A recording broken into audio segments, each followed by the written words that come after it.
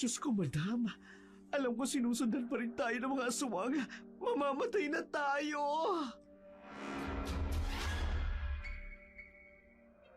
Lalaban tayo. Hindi tayo magpapagapi sa mga aswang na yan. Sige, yan ang nararapat niyong gawin. Ang umatras, mga mahihinang nilalang.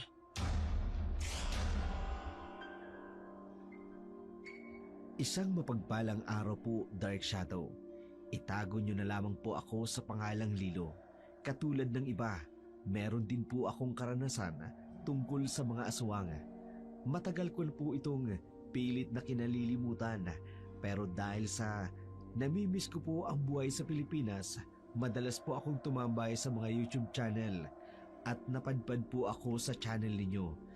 Dito ko po nalaman na nagbibigay kayo ng pagkakataon na isadula ang mga totoong karanasan tungkol sa mga aswang. Kaya naman, nais ko pong ibahagi sa inyo ang aking karanasang magsisimula ang kwento noong ako'y bagong kasal pa lamang. Ramon, kailangan ba talaga nating pumunta sa probinsya? Oo, Lilo. Inaasahan tayo ng inay na bumisita. Nagtatampo siya dahil nagpakasal tayo kaagad nang hindi man lang muna kita nadala sa probinsya namin. Di ba pinaliwanag mo naman kung bakit nagpakasal tayo ng biglaan? Oo nga, naunawaan naman nila. Pero gusto pa rin nilang makilala ka ng personal. Ramon, alam mo naman na ang hirap mag-leave sa trabaho ko. Alam mo namang pahirapan mag-leave sa call center. Sige na, mahal. Pumayag ka na. Birthday din kasi ni inay. Pagbigyan na natin siya. Sige. Sige na nga, payag na ako. Basta 1 linggo lang ha. Alam mo namang kailangan nating mag-ipon para sa panganganak ko. Maraming salamat, mahal. Tsak matutuwa si inay. Pero isama natin si Tati. Si Tati? Bakit? Para siyang sumagot ng mga email ko sa ibang kliyente sa part-time business ko.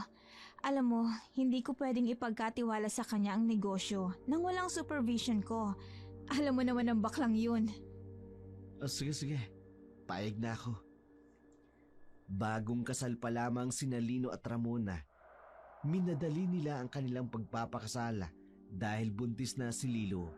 Ayaw din kasi ng mga magulang niyang lumaki ang tiyan nang hindi pa sila naikasal ng kasintahan. Si Lilo, isang supervisor sa call center, habang si Ramon naman, isang civil engineer. Hindi sila kinakapos sa pinansyal, subalit gusto pa rin nilang mag-ipon para sa kanilang magiging anak.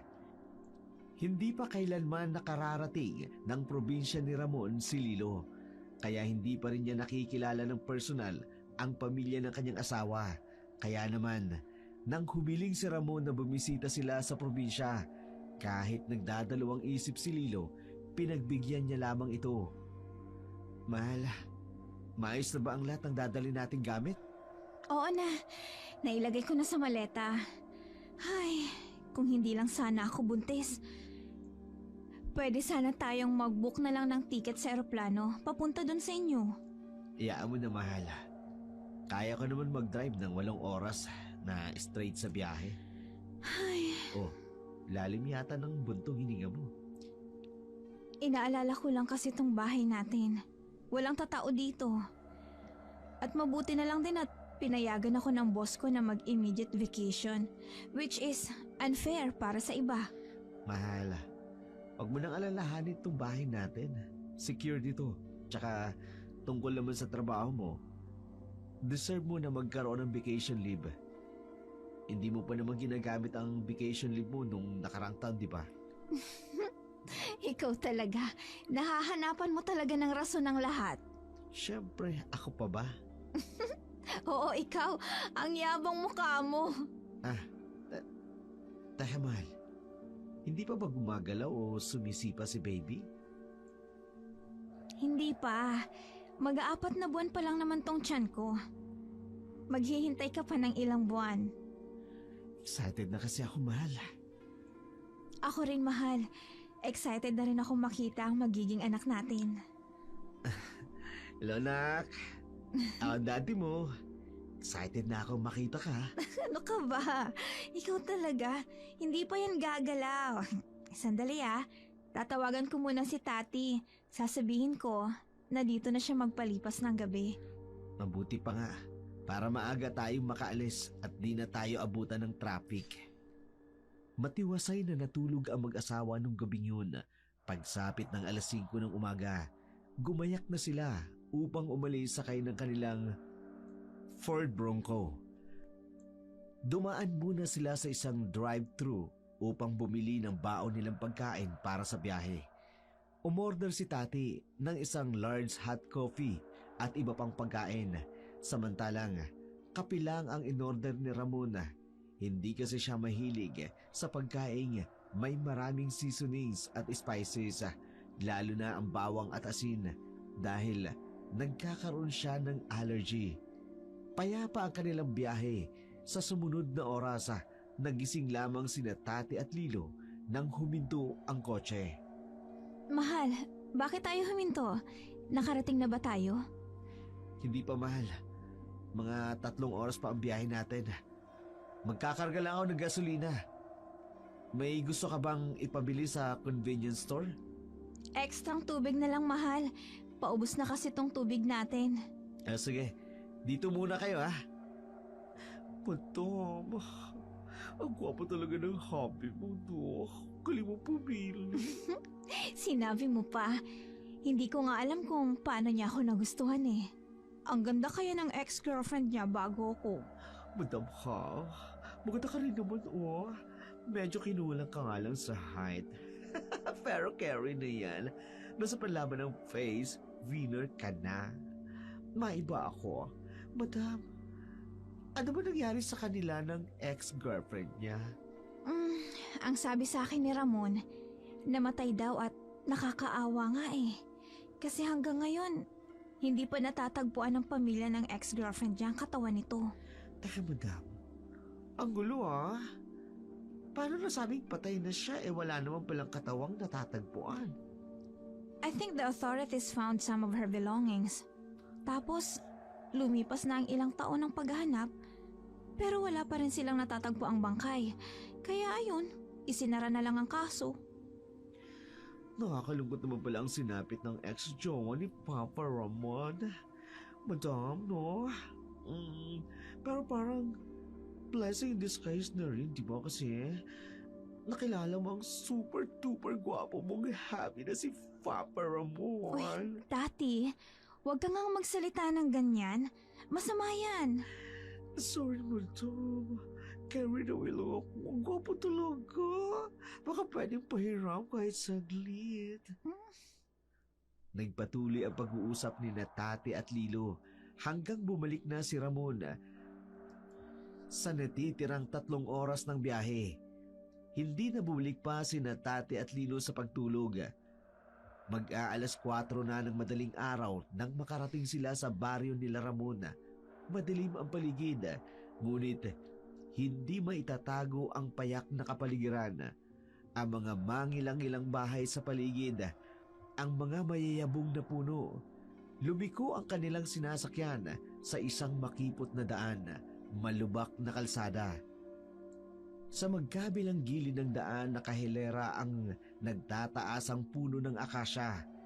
15 minuto rin ang itinagal ng kanilang biyahe bago huminto ang sasakyan sa harapan ng isang malaking bahay na gawa sa bato.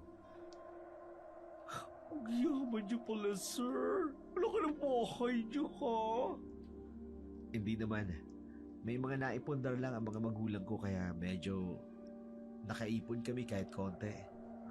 Kahit na, ang ganda ng bahay niyo, alawak ng bakuran niyo, at may malawak kayong taniman ng mais at prutas, Iyaan mo mamaya, Tati. Kapag lumiwanag, pwede kang mamitas ang prutas kung gusto mo. Ay, talaga, sir? Naku, hindi ko papalampasin yan, lalo na maraming mangga. Ay, naku, masiba talaga ako sa mangga. Mahal, ang aga nating dumating. Nakakahiya naman. Mukhang madidisturbo natin ang tulog ng mga magulang mo. Huwag ka mag-alala, mahal. Alam naman nilang darating tayo, tsaka sanay na sila sa akin kahit noon pa. Dumarating ako ng ganitong oras. Ikaw sabi mo. Alina kayo, pasok na tayo. Madam, mabuti dala kayong DLSR ko dahil tsak na maraming magagandang tanawin dito. Ayos yan, Tati. Para may pagkaabalahan ka at hindi ka mabagot. 1 linggo kasi tayong mananatili dito. Carry lang, madam. Tsaka excited din ako kasi feeling ko makakahanap ako ng papa dito kasi pogi si Papa Ramon, di ba? Think positive lang, Tati. Makakahanap ka rin. Hindi ko lang siguro kasing gwapo. Ay, grabe ka, sir, ha? Hindi ka supportive. Pero, sir, baka naman may pinsan kang single. Rento mo naman ako, please. Hindi naman sila lugi sa akin. Katatapos lang ng enhancement ko from Thailand. Look at my body, babaeng babae. At, pak! Sobra Latina! Ayaan mo susubukan ko. Dadayo ang mga yun dito sa birthday ni nanay. Ay, bongga! Advance thank you talaga, sir, ha? The best ka. Sana kasi gwapo mo as mas gwapo pa sa iyo, ha? Oy, kayong dalawa nga dyan. Lalo na ikaw, Tati. Saka na nga landi. Tulungan mo muna ako dito sa mga gamit natin, please, para may pasok na natin sa loob. Agad namang tumalima upang tulungan si Lino na ilabas ang kanilang mga gamit sa sasakyan. Samantalang si Ramon naman nagbubuhat ng mabibigat nilang gamit. Akmang bubuksan ni Ramon ang pintuan ng bahay gamit ang susi nito nang bigla itong bumukas. Doon tumambad sa kanila ang may edad na babae. Sopistikada ang tindig, napakaputi ng balata. Aristokratiko ang ilong na parang may dugong kasila. Agad na lumampas ang paningin nito kay Ramon at dumapo kay Lilo. Nakaramdam ng kakaibang pakiramdam si Lilo sa paraan ng pagkakatingin sa kanya ng babae at ngayon sigurado siyang ito ang ina ng kanyang asawa. Nay, pasensya na ho. Nagising namin kayo. Hinihintay ko talaga kayo. Alin sa dalawang ito ang asawa mo? Kayo naman ho. Siya ho. Mukha lang ako babae pero binabii po ako at saka ang boses ko lalaki. Ay. Magandang umaga po. Ako po si Lilo, ang asawa po ni Ramon. Nay, huwag niyo naman pong takutin ang asawa ko. Nerbiyosa yan. Baka mamaya maniwala siyang masungit kayo. Ikinagagala kitang makilala, Lilo. Ramon, hindi ka nagkamali nang sabihin mo sa akin na napakaganda ng asawa mo. At masaya rin ako na magkakaroon na ako ng apo sa wakas. Pumasok na kayo sa loob at nang makapagpahinga kayo. Madam, maganda ng buhay ni Loo. Pero ang dalang kulay. Bakit kulay ito yung mga kortina? Pati na rin mga display. Parang sinauna. Tati, ano ka ba? Huwag ka nga maingay, baka marinig ka niyan Sorry na, madam. Nagsasabi lang ako ng totoo, no? Mas maganda sana kung vintage design ang ginamit sa bahay. Hindi gothic design. Parang nagsuka si Dracula dito. Kaloka. Maiyam. Ikaw, sumunod ka sa akin. Ako ho? Oo, ikaw. Dadalhin kita sa magiging silid mo. At kayo naman, Ramon, Lilo, magpahinga na muna kayo. Alam kong pagod kayo lahat sa biyahe. Kaya mamaya na tayo magkumustahan. Nang tuluyan ng makapasok sa loob ng bahay si Lilo, sumang-ayon ang kanyang utak sa sinabi ni Tati. Masyado ang madilim sa loob ng bahay dahil sa mga kulay itim na kortina at mga display na parang luma na. Dim light din ang ilaw sa loob ng bahay. Naisip ni Lilo, Parang takot sa sinag ng araw ang mga nakatira sa bahay na yun matapos ang maikling pag-uusap sa pagitan nilang tatlo ni Ramon. Dinala siya ng kanyang asawa sa silid nito. Malaki at maluwang ang kwarto ni Ramon. May malaking glass window ito pero kulay itim rin ang kurtina. Hindi niya tuloy mapigilan ang sarili na magkwento. Mahilig ang pamilya mo sa kulay itim, ano? Oo. Paboritong kulay kasi yan ni nanay, tsaka yung namayapa kong lolo. Napansin ko lang ano. Halos lahat ng kulay ng kurtina, lahat kulay itim. Pati na rin dito sa silid mo, mahal. Ayaw mo ba ng kulay itim na kurtina, mahal? Gusto mo palitan natin? Ay nako, wag na lang, mahal. 1 linggo lang naman tayo dito. Bubuksan ko na lang ang bintana tuwing umaga para maging maliwanag naman at presko. Sige.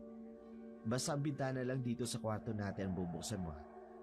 Huwag mong bubuksan ang bintana sa ibang bahagi ng bahay, mahal. Ha? Bakit naman? Ayaw ni nanay.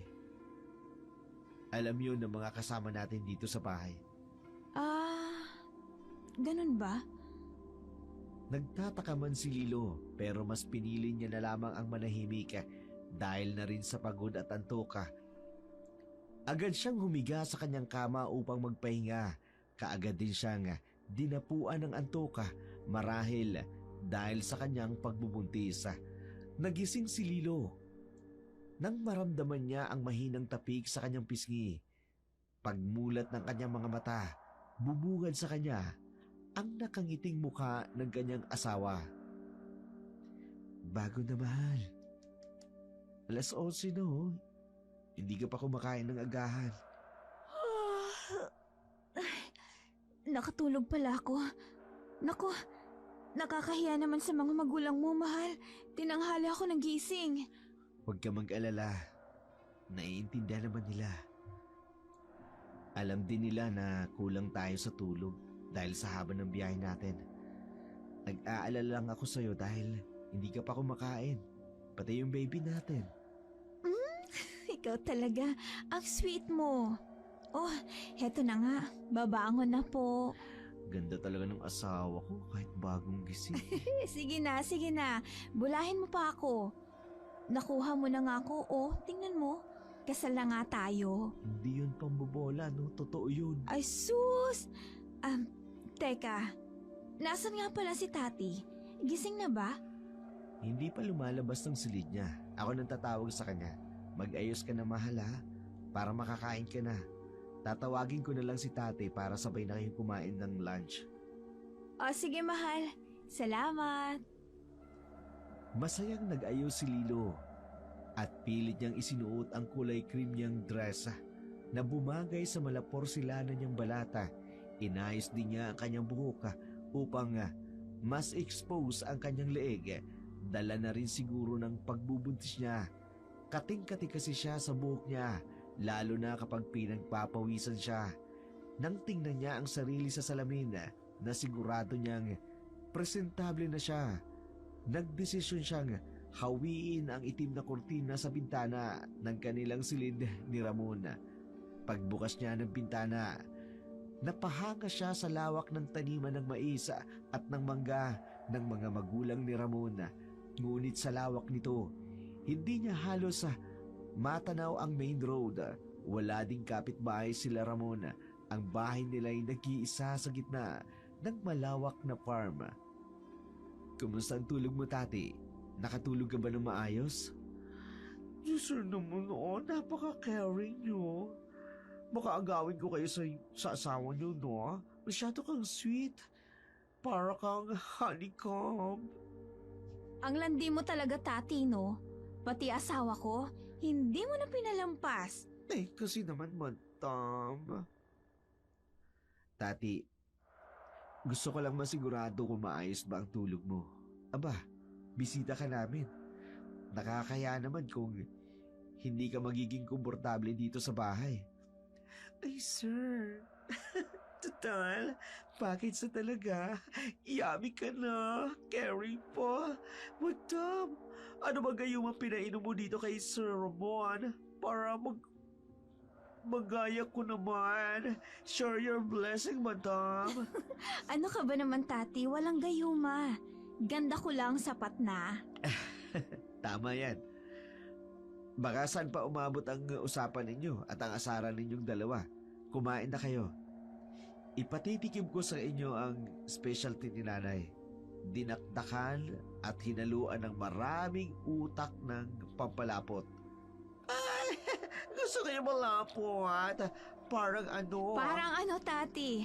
Ay, naku, ikaw talaga, Tati. Ang utak mo, ha? Nasusobrahan na ng lapot. Napuno ng tawanan at asaran ang maluwag at malaking bahay nila Ramon. Umieko pa ang boses ni Tati at ni Lilo sa buong bahay. Sabay din nilang tinikman ang luto ng nanay ni Ramon at isa lang ang masasabi nila, masarap itong magluto. Tama nga si Ramon, malapot ang mixture ng dinakdakan. Dala na siguro ng hinalo nitong utaka. Hindi naman alam ni Lilo kung anong utak ng hayop ang inihalo rito. Basta para sa kanya, masarap at malinamnam ang pagkain. Gustong gusto niya ang lasa. Matapos ang kanilang pagkain, nagpaalam na si Ramon sa kanya na may pupuntahan raw ito. Nabanggit din niya nga wala si Imelda, kaya naman sina Tati at Lilo ang natira sa loob ng bahay. Ang mga kasambay naman ng pamilya, hindi nila makausap dahil naglalagi lamang ito sa kani-kanilang gawain. Madam, nakakabagot naman dito. Lakad-lakad lang tayo sa labas para naman medyo makalanghap tayo ng sariwang hangin at makakita ng ibang tanawin. May naisip ako, Tati.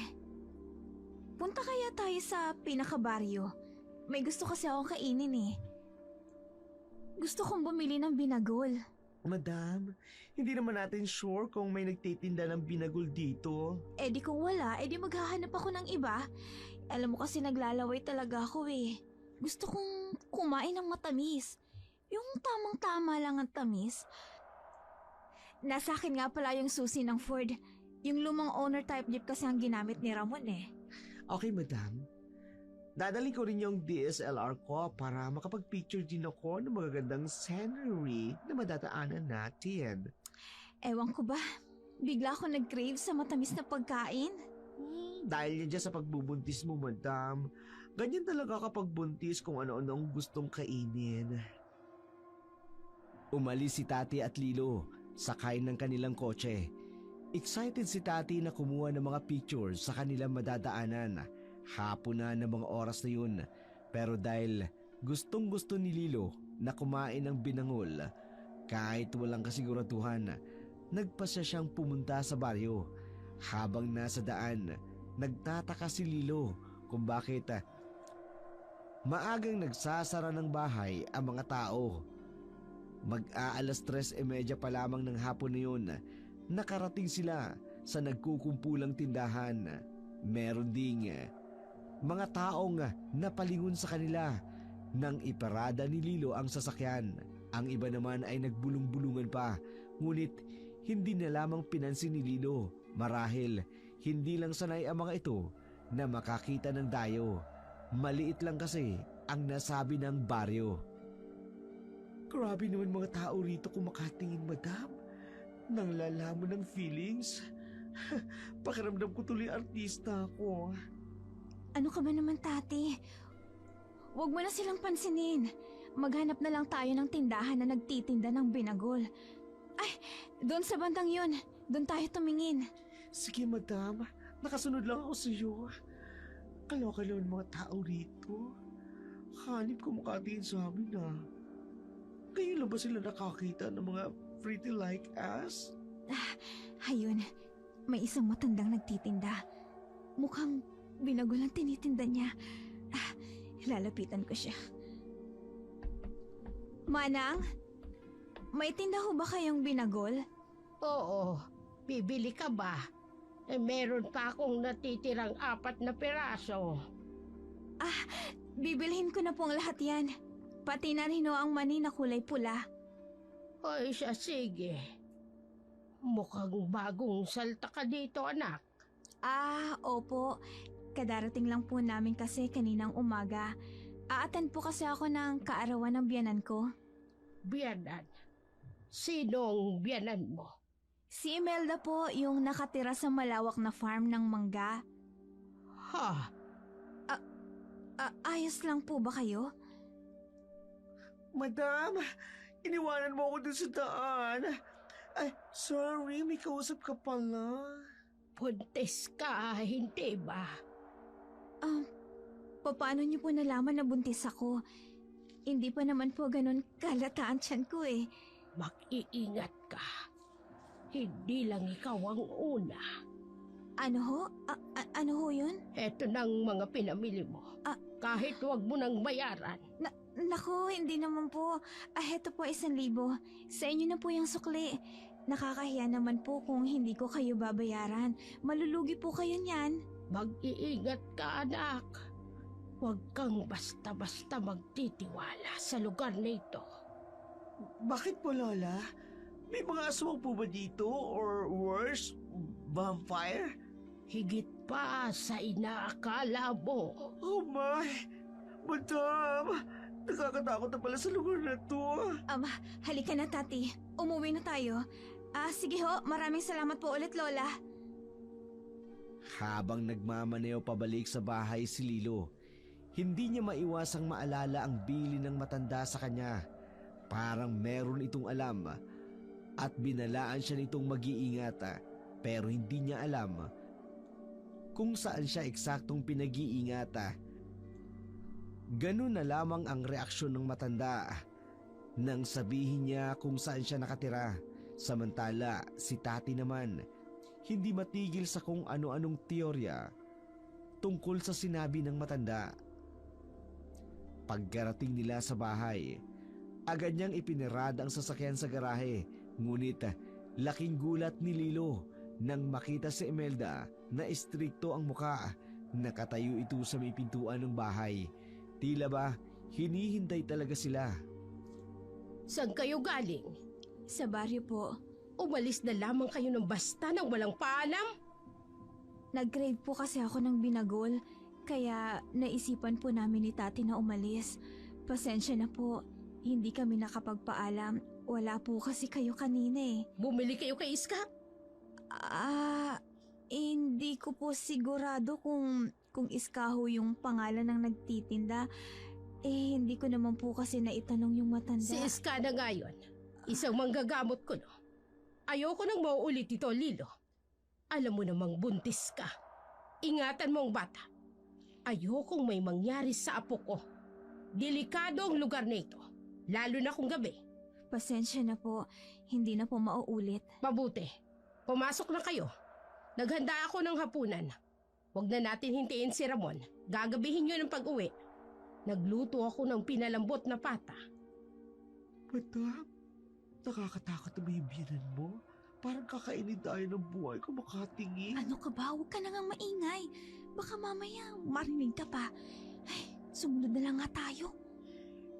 Ang OA naman kasi, madam eh. Sandali lang naman tayong lumabas, oh. Tati, tama na. Sumunod si Lilo at si Tati kay Imelda patungo sa kusina. Doon nakahain na ang isang malaking bowl na may lamang umuusok pang pata. Mabango ang aroma nito, nakatatakam. Inilibot ni Lilo ang kanyang mga mata, ngunit wala siyang ibang nakitang putahe sa mesa bukod sa karne at wala man lang itong kahit na anong sahog na gulay. Kumain na tayo. Ma'am, ang sarap po ng amoy ng niluto ninyong pata.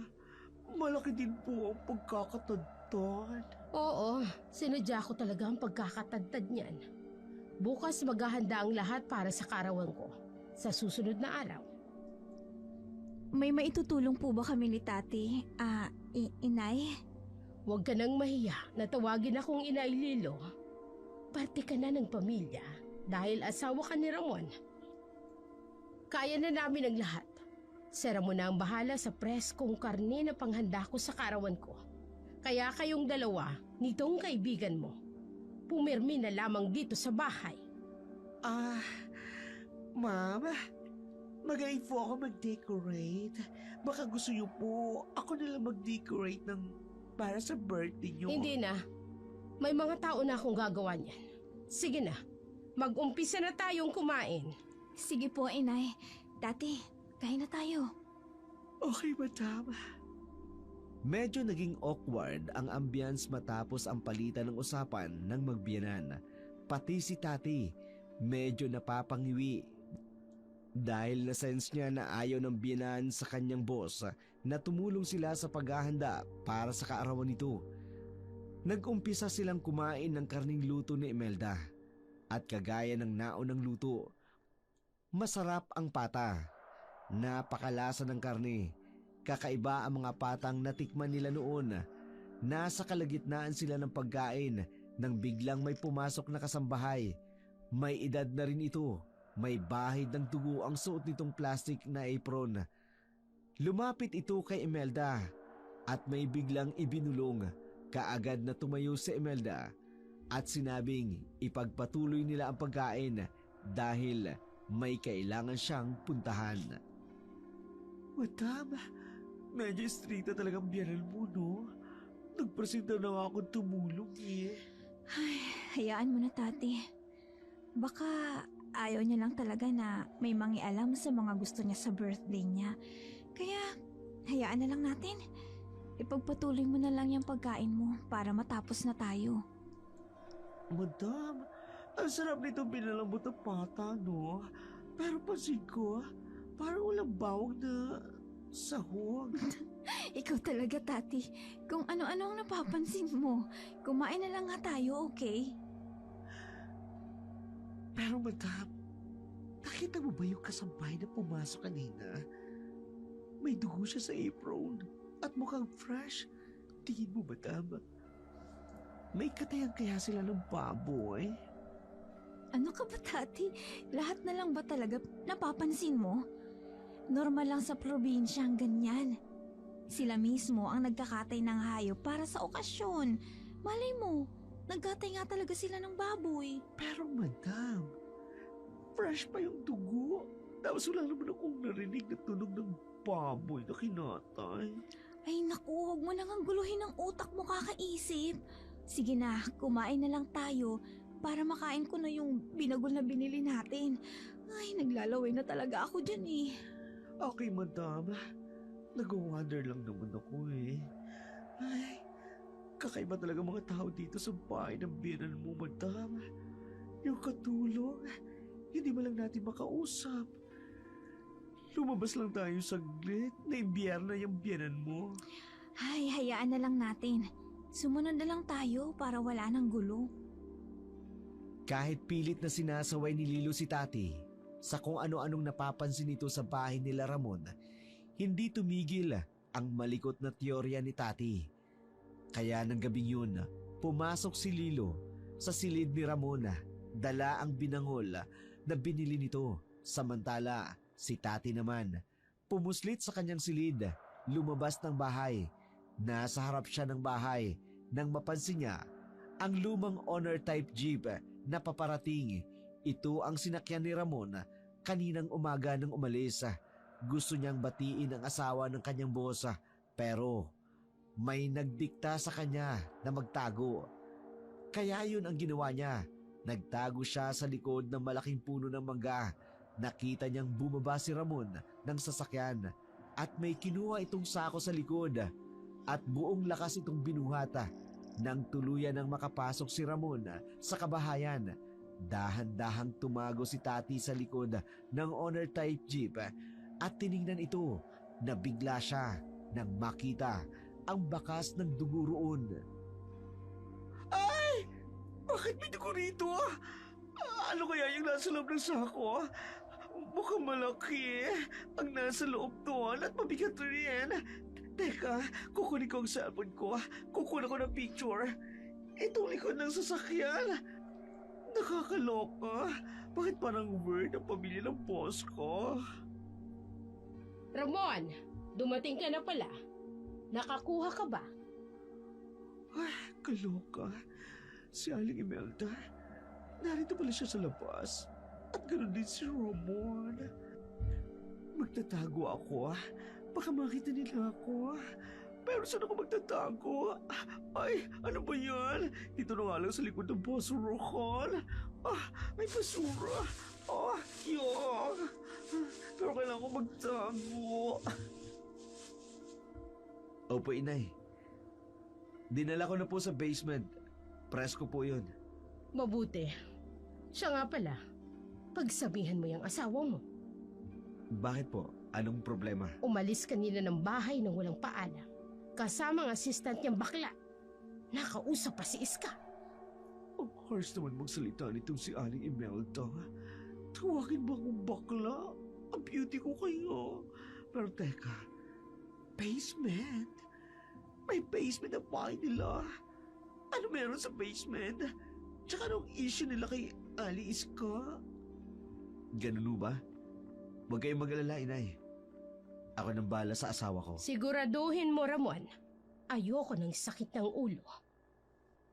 Naku, mukhang malalagot pa yata si Madam. Huwag naman sana sila mag-away ni Ramon. Kundi, kawawa naman si Madam. Buntis pa naman siya at baka ma-stress. Hindi maitago sa mukha ni Ramon ang pagkadismaya sa narinig na umalis si Lilo at si Tati para sa kanya. Sandali lamang siyang nawala pero may ginawa na itong hindi niya nagustuhan. Samantala, si Tati naman naruroon pa rin siya sa likod ng malaking basurahan at nagtatago. Hindi siya basta-basta makakaalis doon dahil nasa labas pa kasi si Ramon. Nasa ganun siyang posisyon nang biglang may kumagat na langgam sa kanyang paa. Kaya bahagya siyang gumalaw para tanggalin ang langgam na kumagat sa kanya. Wala sa sarili niya na nasagi ang isang garbage bag. Napatutup na lamang siya sa kanyang bibig nang may mahulog mula roon na isang hidlalaki ng tao. Agi! Bakit may hilalaki ng tao dito? Diyos ko! Nakakatakot! Mga aswang ba sila? Daliri ko yan! Aswang! Bakit ka nagtatago dito sa likod ng basurahan? Huwag ka lalapit sa akin! Tati, Mang Isong, anong nangyayari dito? Sir kasi... Nakita niya ang putol na daliri ko na nahulog mula sa garbage bag, kaya natakot siya. Bakit? Anong nangyari at naputol ang daliri mo, Mang Isong? Sir, kasi... Kasi? Nakita niyang, aksidente hong nataga nung nagtagtad ako ng karne. At ikaw, Tati, anong ginagawa mo dito sa likod ng basurahan? Sir, nagbe-brainstorming ako, no? May naisip akong content para sa channel ko.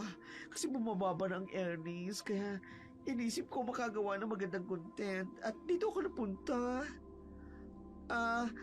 Dito sa basurahan.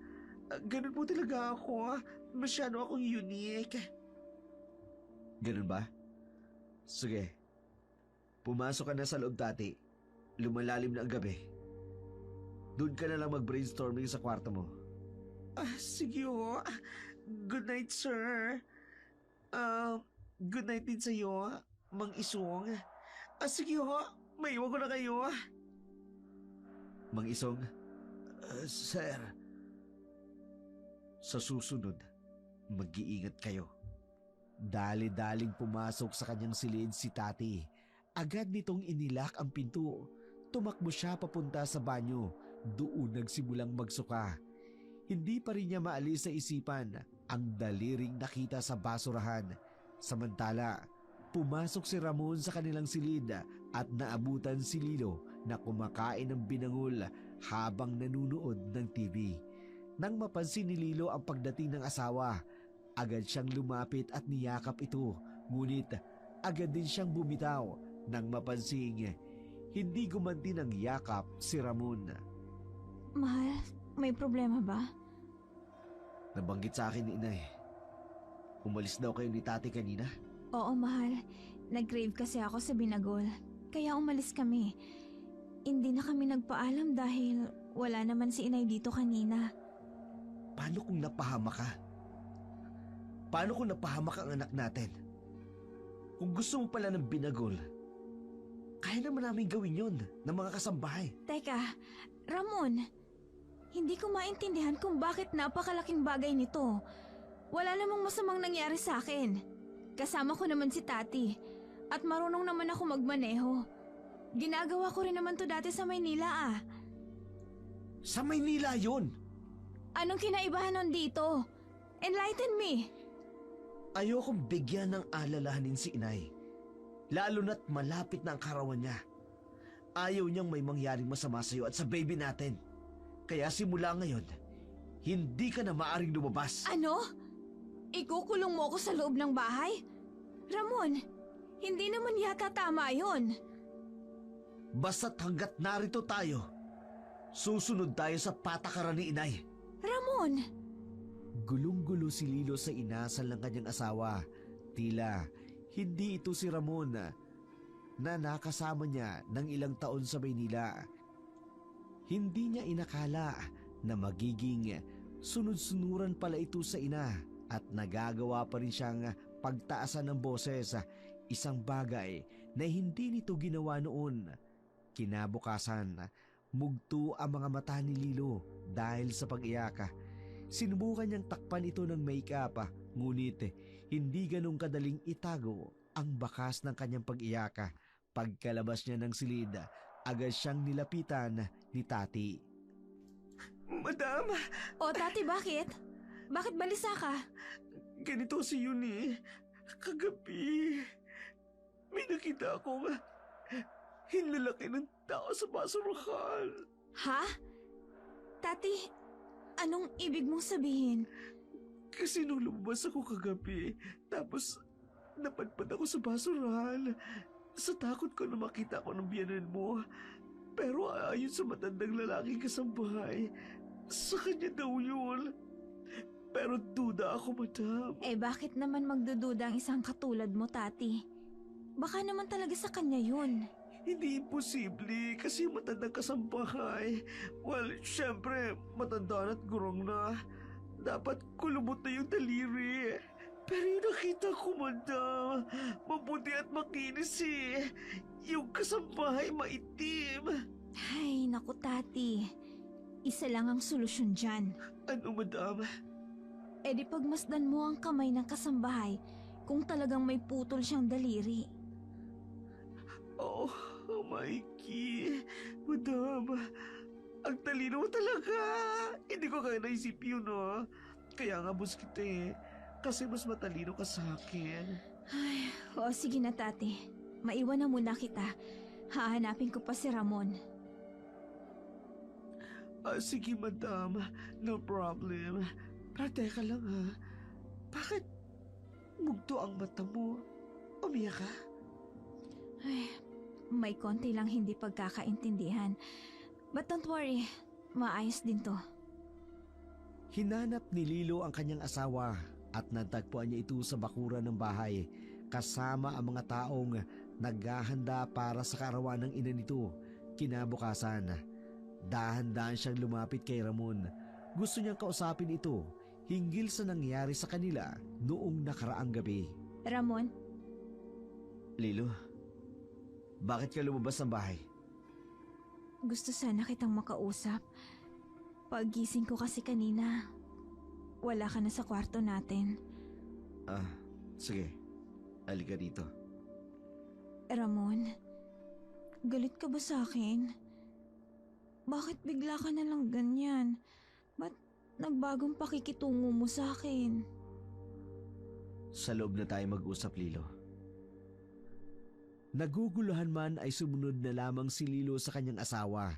Pumasok sila sa kanilang kwarto. Doon, tinanong niya uli si Ramon kung bakit ganun na lamang ang pakikitungo nito sa kanya.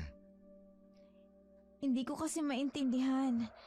Bakit bigla ka na lang nagalit sa akin kagabi? Dahil lumabas kayo ni Tati. Ramon, ang babaw naman ng rason mo. Okay, sige. Sorry. Sorry na kung hindi ako nakapagpaalam, pero wala naman kasi kayo dito. Walang tao dito. Isa pa, nag-crave lang naman ako sa pagkain eh. Kaya lumabas ako. Pero bumalik din naman agad kami. Ayoko lang sinusuway si inay. Ramon naman, hindi naman pwedeng ganyan. Ina ko siya, Lilo. Kaya kung maaari la, para wala tayong away, sundin mo na lang din ang gusto ng nanay ko. Babalik na ako sa ibaba. Marami pa akong dapat asikasuhin. Teka lang, Ramon! Ramon! Kahit anong tawag ni Lilo sa kanyang asawa, hindi ito nagpapigil. Iniwanan siya dito sa kanilang kwarto. Napasabunot na lamang si Lilo sa kanyang buhok, ngunit sa inisa. Marahas na bumuntong hininga. Hindi niya akalain na may ganong side pala ang asawa niya. Wala namang masama na igalang ang magulang. Pero kung ikokompromiso ni Ramon ang nararamdaman niya na maging sunod-sunuran ito sa kanyang ina, yun ang mali sa pananaw ni Lilo. Sandali lang!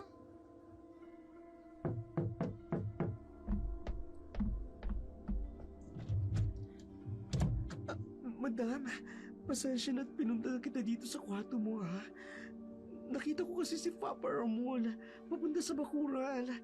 Kaya naisip ko, puntan ka rito. Sinusubukan ko siyang kausapin, pero nagbibingi-bingihan siya. Hindi pa rin kayo ayos? Ano ba kasi pinagtatalunan nyo? Yun nga, yung paglabas natin kahapon. Nagalit daw kasi ang nanay niya. Ay naku, madam. Pwede ba akong pumasok sa kwarto mo? May sasabihin ako sa iyo. Alika, sige, pasok ka. Bakit? Anong sasabihin mo? Di ba naikwento ko sa iyo kung anong nangyari sa akin nung nakita kong putol na daliri? Oh, Bukod doon, may narinig ako. Si Papa Ramon at ang nanay niya nag-uusap. Kaya ako nagtago sa likod ng basurahan. tungkol saan? Tungkol sa paglabas natin. Mukhang inis si Aling Imelda sa paglabas natin. At ito pa ha, mukhang nagalis siya nang kinausap natin ang matandang tendera ng binagol. Ano naman ang dahilan niya para magalit kay Aling Iska? Yun na nga eh. At ito pa ha, habang nagtatagal tayo dito, marami akong napapansing kakaiba. Kakaiba? Kagaya ng ano? Una, di ba dapat mamamalengke sila ngayon? Oh, O kaya nung isang araw pa? Dahil may okasyon sila bukas? Pero wala. Hindi sila namamalengke. Pangalawa, wala akong nakitang ibang tao. Di ba common sa mga probinsya na kapag may paparating na okasyon, parang bayanihan at tulong-tulong? Pero ang nakikita ko lang ay mga kasabay na. Pangatlo, nakita ko si Sir Ramon kagabi. May dala siyang sako. Narinig ko sila nag-uusap ng biyanan mo. Madam, dinala na daw ni Sir Ramon yung sako sa basement. anong laman ng sako? Yun ang hindi ko alam, madam. Pero magugulat ka. Nung pinuntan ko ang likod ng honor na sinakyan ni Sir, may tukutuol. As in fresh na fresh. Kaya eto, kinutuban na ako. At eto, kinunan ko ng picture. That's weird, Tati. Ipinakita ni Tati kay Lilo ang larawang kinunan nito. Naguguluhan naman si Lilo. Hindi maproseso ng kanyang utak ang mga nangyari. Wala siyang ibang maisip na paliwanag. Okupado kasi ang utak niya. Nang hindi nila pagkakaintindihan ng kanyang asawa. Samantala, dumating na ang araw ng kaarawan ng kanyang biyenan. Umaga pa lamang, marami ng kamag-anak ng kanyang asawa ang dumating. Ang ipinagtataka niya lang, lahat ng mga ito may kakaibang kilos, lalo na kapag napapatingin sa kanya at kay Tati. Samantalang si Tati naman, nakararamdam ng pagkailang sa bahay ng biyenan ng kanyang boss na si Lilo.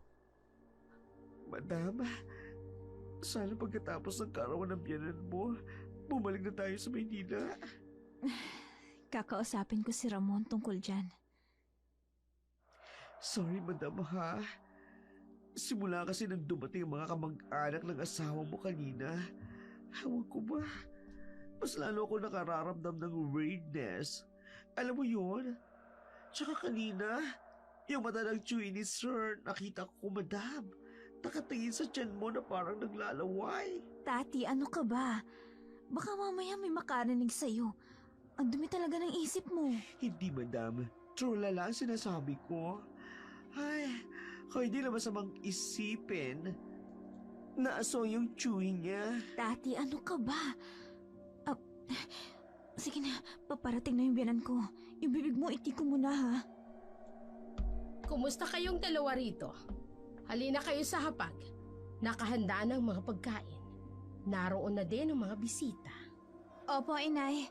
Tati, halika na. Sumunod na tayo kay inay. Tahimik na sumunod si Lilo at Tati kay Imelda hanggang makarating sila sa kusina. Doon, naruroon ang halos lahat ng bisita nito. Nakaupo ang iba, kadalasan ay mga matatanda. Palihim na pinagmasdan ni Lilo ang paligid. Doon niya napansin ang mga nakahandang pagkain. Kakaiba ang mga ito sa normal na handa dahil wala siyang ibang nakikita kundi puro karne lamang ang nasa loob at niluto ng iba't ibang putahe. Ang nakaagaw pansin sa kanya, ang isang matanda na kumakain ng steak na halos parang hindi niluto. Tumutulo pa ang dugo sa bawat pagsubo nito. May lechon belly din sa hapag. Napukaw ang atensyon ni Lilo nang lapitan siya ng asawang si Ramon at iginiyang maupo sa parehong mesa. Kasalo ang mga matatanda nitong kamag-anak. Napalulok siya nang mapansin ang lahat ng mga mata nakatuon sa kanya, lalo na sa kanyang tiyan. Kumain ka nitong steak. Isa ito sa pinakamasarap na handa tuwing kaarawan ni nanay. Tapos itong inihaw na lamang loob. Ramon, sabi kasi ng OB ko, hindi ako pwedeng kumain ng hindi masyadong lutong pagkain. Lalo na red meat. Makakasama raw kasi kay baby. Lilo, Kainin mo na yan, Lilo. Kailangan niya ng apo ko. Kailangan matuto kang kumain ng mga kinakain namin. Masarap ang karne na yan. Primera klase. Kaya sige na, kainin mo na. Pero, kainin mo na, Lilo. Magtiwala ka sa akin. Masarap yan. Diyos ko, ayoko naman. Pero, lahat sila nakatingin sa akin na tila ba napakalaking krimen kung hindi ko sila susundin. Ay, bahala na. Kakainin ko na lang kahit nasusuka ako sa dugo sa plato ko. Masarap, hindi ba, mahal? Oo. Masarap. Masarap, mahal. Nakita ni Lilo ang satisfaction sa mukha ng mga taong naruroon nang kainin niya ang karne, lalong-lalo na si Ramon. Si Lilo naman, hindi maunawaan ang lasa ng karne na kanyang kinain, pero isa lang ang sigurado niya, hindi yun karne ng baka. Paborito niya kasi ang steak at madalas siyang kumakain sa isang sikat na steakhouse sa Maynila. Napabaling ang tingin ni Lilo kay Tati at nakita niya ang pag-aalala sa mata nito. Pagkatapos nilang kumain ng halos puro karning handa, akala ni Lilo uuwi na ang mga kamag-anak ng kanyang biyanan, pero nagkakamali siya. Pumunta ang mga ito sa bakuran ng bahay. Inilabas ang isang mesang gawa sa tabla. Nagtataka si Tati kung para saan ang mga iyon. Madam, habang busy sila, pumuslit na tayo. Pumuslit? Saan naman tayo pupunta, Tati? Hanapin natin yung basement ng bahay. At ano naman ang gagawin natin kapag nahanap natin? Eh di pasukin natin. Madam, alamin natin kung anong nandun. May iba ako naisip. Ano yun? Gusto kong makausap si Aling Iska, Tati. Madam, malabo yun. Nariyan ang asawa mo. Hindi tayo basta-basta makakaalis dito. Masama ang kutob ko, Tati. Yung karning kinain natin kanina. Alam kong hindi yun karne ng baka. Kakaibang lasa, Tati. Madam, hindi kaya. Mga cannibal sila. Yung kumakain ng tao. O kaya naman, hindi kaya mga aswang sila, madam. Wala ka bang ideya? Tati, wala eh. Hindi ko alam ang family background ni Ramon. Isa pa, ito ang pinakaunang beses na nakarating ako dito. At hindi ko alam kung anong pamilya meron sila. Diyos ko, ano ba itong napasukan natin? Sayang ng pinaritoke ko sa Thailand. Masisira lang lahat sa stress. Ganito na lang, madam. Magre-research na lang tayo tungkol sa mga aswang.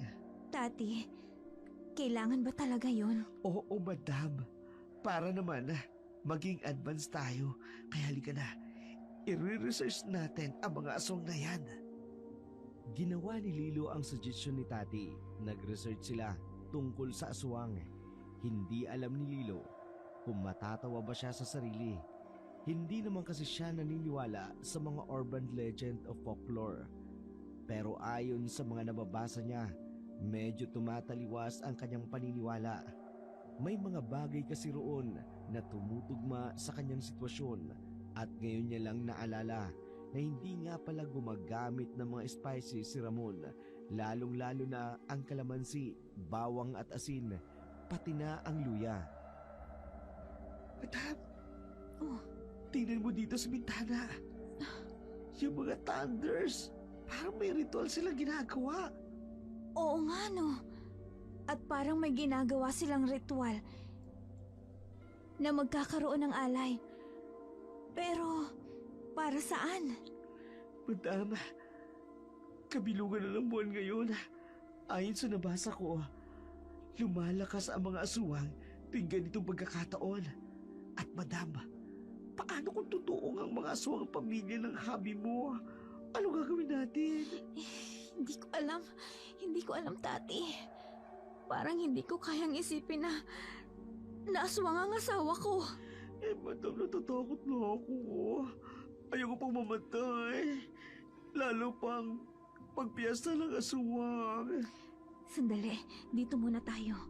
Magmatsyag muna tayo, Tati. At huwag nating ipahalata sa kanila na nagdududa tayo sa pagkatao nila. Kailangan nating makasiguro kung tama nga ang mga hinala natin. Yung mga handang karni, madam. Tuda talaga ako doon. Pabuti pa, pumunta tayo sa kusina. Tingnan natin kung anong klaseng karne ang mga yun. Sinamantala ni na Tati at Lilo ang pagiging abala ng pamilya ng kanyang asawa't biyanan sa ginagawa ng mga ito sa bakuran. Patago silang nagtungo sa kusina kung saan nakaimbak ang mga pagkain. Pagkarating nila, agad nilang binuksan ni Lilo ang pintuan at sumalubong sa kanila ang malansang amoy. Agad siyang napatakip sa ilong, lalo na't sensitibo ang kanyang pangamoy dahil buntis siya. Samantala, isa-isang binuksan ni Tati ang mga deep freezer na naroon. Puro frozen ang karning laman ng mga iyon at wala namang ibang kakaiba sa lugar maliban sa matinding amoy. Paalis na sana sila nang aksidenteng mahawi ni Tati ang isang itim na kortina. Doon nila nakita ang isang pintuan. Nagkatinginan sina Tati. Parehong alam ang iniisip ng isa't isa. Dahan-dahan itong binuksan ni Tati. Tumambad sa kanila ang isang hagdan patungo sa kung saan. Tati, alam mo ba yung ginagawa natin? Baka kung saan patungo ang hagdan na to. Wala akong makita. Ang dilim. Madama, kung wala silang itinatago, bakit itinatago nila ang silid na ito? Bilisan na lang natin. Baka mahuli nila tayo. Sige, madama. Kapit ka lang sa braso ko at bubuksan ko ang flashlight ng cellphone ko. Isara mo rin yung pinto. Hindi ko alam kung ano tong pinasok natin. Ako rin. Natatakot na rin ako, madam. Kapag napatunayan nating aswang sila, tumakas na tayo kaagad. Huwag mo nang i-confront ang asawa mo. Susubukan ko, Tati. Pero, ipinagdarasal ko rin na sana hindi totoo ang mga hinala natin. Sana nag-overthink lang tayo. Ako rin, madam. Hindi ko maiisip na aswang si Sir Ramon. Ang gwapo-gwapo niya ngayon. Pinasok ni Tati at Lilo ang lilim ng silid. Kinakabahan man. Pareho nilang gustong malaman kung anong misteryo ang bumabalot sa asawa at pamilya ni Lilo. Samantala, napansin ni Imelda na wala sa pagtitipon ang manugang kaya't nilapitan niya si Ramon at nagtanong. Ramon, nasaan ang asawa mo? Kanina ko pa hindi nakikita. Baka nasa silid na. Nagpapahinga. Hindi pwedeng wala siya sa pagtitipong ito. Alam mo naman na importante ito sa pamilya. Siya nga pala, kumusta ang espesyal na handa? Huwag kang mag-alala, inay. Sinigurado ko maayos yun. Magaling anak.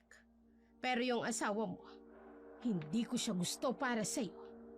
Kapag nanganak na siya, kunin mo kaagad ang bata. At alam mo na ang susunod na gagawin sa ina. Pero inay, Huwag mo sabihing mahal mo na ang babaeng yon, Ramonito. Kung hindi niya lang daladala ang anak mo sa sinapupunan niya, noong ka ko siya papapasukin sa pamamahay ko. huwag kang mag-alala, inay. Hindi ko siya mahal.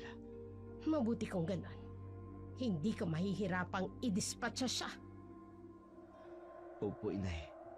Samantala, nasa loob ng lihim na silid sina Lilo at Tati. Dahil madilim, sinubukan nilang maghanap ng switch ng ilaw kung meron man. At sa kanilang swerte, meron ngang switch ng ilaw. Agad nila itong binuksan. At ganun na lamang ang tuwa nila nang bumaba ang liwanag sa buong paligid. Doon nila napagtanto, hindi lang ito basta isang silid. Isang cold storage pala. Malawak ito. Maraming freezer ang naroon. Isang malaking stainless steel table sa gitna.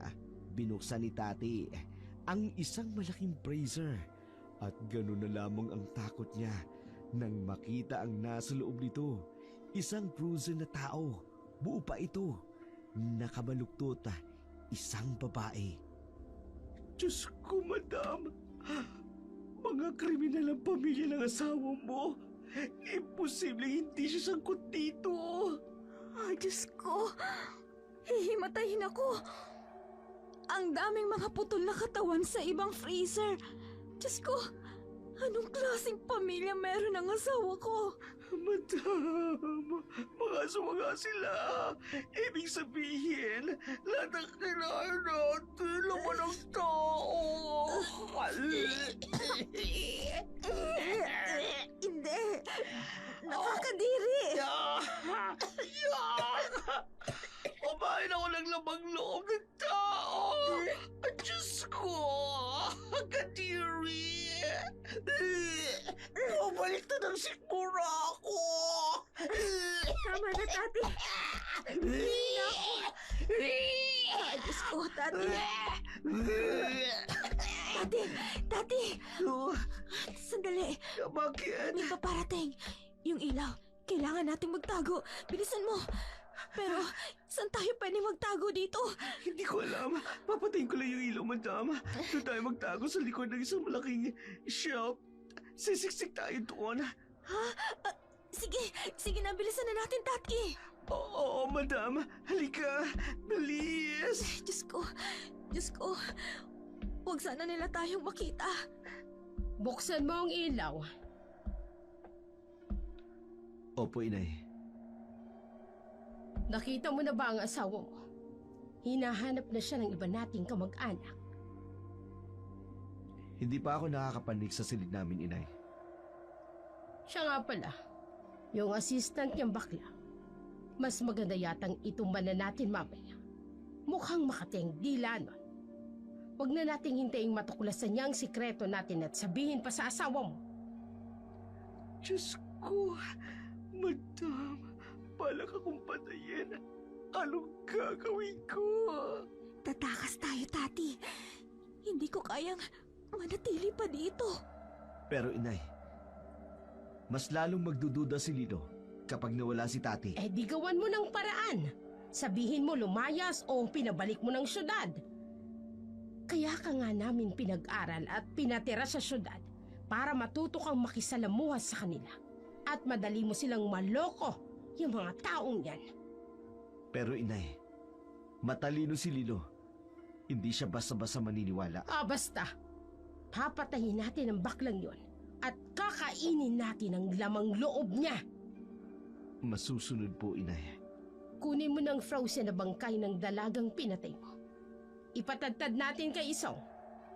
At ang alay, kailangang maialay natin ang preskong dugo niya sa ating anito pagsapit ng 12:00 ng hating gabi. Hindi makapaniwala si Tati at Lilo sa kanilang narinig. Halos himatayin sila sa takot at pandidiri. Nakasiksik sila sa likod ng isang shelf. Mabuti na lang, hindi nagawi sa bandang yun ang mag-ina. Nanlamig silang dalawa dahil bumaba ang kanilang temperatura sa loob ng cold storage. Dahan-dahan silang lumabas nang masiguradong nakalabas na ang mag-inang aswang. Madam, ayoko mamatay. Hindi ko naman hahayaang mamatay ka, Tati. Gagawa tayo ng paraan. Tatakas tayo dito. Pero paano, madam? Ang dami nila. Paano kung magtulong-tulungan nila tayo? Hindi kaya ng beauty ko ang ritokada. Diyos ko, kung alam ko lang, hindi na sana ako nagparitoke ng... Ang mahal pa naman ang gastos ko dito. Dumikit ka lang sa akin. Huwag kang hihiwalay sa akin kahit na anong mangyari. Ayaw nilang malaman ko ang sikreto nila. Kaya maaaring hindi ka nila magagalaw kapag nasa tabi lang kita. Madam, hindi naman yata pwede yun. Hindi naman ako pwedeng tumabi sa'yo sa pagtulong. Sa iyong dalawa. Ay, oo nga pala, no. May punto ka nga pala dun. Ganito na lang. Lumabas na tayo dito. Bago pa nila malaman na nandito tayo. Agad na lumabas ang dalawa mula sa cold storage at mabilis na tumalilis patungo sa silid ni Tati. Nanginginig sa pinaghalo-halong emosyon si Lilo. Hindi lubos maisip ni Lilo ang maitim na sekreto ng kanyang asawa. Ngunit kailangan niyang tibayan ang kanyang loob upang tumakas. Naisip niya ang anak na nasa kanyang sinapupunan. At si Tati dahil siya ang nagdala rito ng kanyang asawa. Mahal? Narito ka lang pala sa silid ni Tati. Kanina pa kita hinahanap. Diyos ko, kailangan kong magpanggap na wala akong alam. Sana kayanin kong panindigan ito ng matagal. Oo, mahal. Nakikipagkwentuhan lang ako. Medyo kasi nababagot ako eh. Ganun ba? Bakit hindi mo kaagad sinabi? Pwede naman kitang samahan. Ano ka ba? Ayos lang. Okay lang ako, mahal. Alam ko naman kasing busy ka sa paghahanda sa kaarawan ni Inay. Kaya dito lang muna ako kay Tati. Tati, pwede bang dito muna ako? Oo naman, madam. Pwede. Ayos ka lang ba, mahal? Bakit parang namumutla ka? May sakit ka ba? Ay, wala naman, Ramon. Ayos lang ako. Dito lang muna ako sa silid ni Tati, ha? Sige na, pumunta ka na dun sa kasiyahan. Pero hinahanap ka ni Inay. Gusto niyang sumali ka sa pagtitipon ng pamilya. Mahal, maiintindihan naman siguro ni Inay, di ba? Alam niya naman na buntis ako at gusto ko sanang magpahinga ng maaga. Please. Sige, sasabihin ko sa kanya. Ikaw, Tati, nais mo bang makisaya sa amin? Ako ho? Naku sir, masaya na po ako sa buhay ko kahit hindi na ho, salamat na lang. Umalis nang may pagtataka si Ramon sa asal ng kanyang asawa at ng asistan nito. Masyadong distant sa kanyang asawa at pansin niya ang pagiging balisa nito. Ganon din si Tati. Inisip niya kung dahil pa rin ba ito sa pagtatalo nila. Pero may pakiramdam siya na may ibang dahilan. Samantala, hindi mapakali si Tati at Lilo. Pareho silang pabalik-balik ng lakad. Pinag-iisipan nilang mabuti kung paano makakaalis sa farm na yun nang hindi namamalayan ng mga aswang na ngayon ay nagtitipon sa labas mismo ng bahay. Tati, obvious naman na wala tayo makukuhang pangontra sa bahay na to. Wala talaga, madam. Alam mo na, ano kaya kung tumawag tayo ng pulis? I-parade natin yung storage. Magandang plano yan. Pero, ayoko nang mandamay ng ibang tao, Tati. Alam ko, hindi makakalabas ng buhay ang mga pulis dito. Paano naman tayo? Sigurado kung papatayin nila tayo. Ako nga pala. Kasi ikaw, hindi ka naman nila siguradong papatayin. Lalo na't buntis ka. Tama, Tati. May naisip na akong plano. Kung sakaling magkagipitan man.